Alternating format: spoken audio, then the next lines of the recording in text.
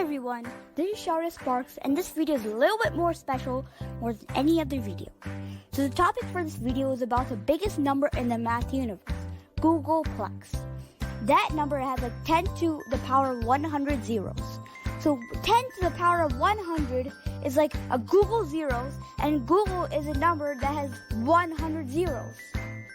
Imagine writing the whole Gogol Plex on many books where there are 400 pages on each book.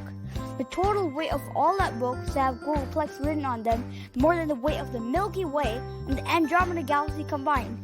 So imagine writing Gogol Plex on tons of books.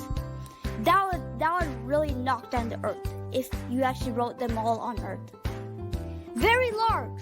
So what are we doing here is predicting a number that's greater than Gogol Plex. So the first thing we do is that we need to determine the number of zeros, and it should be greater than Gogol Plex.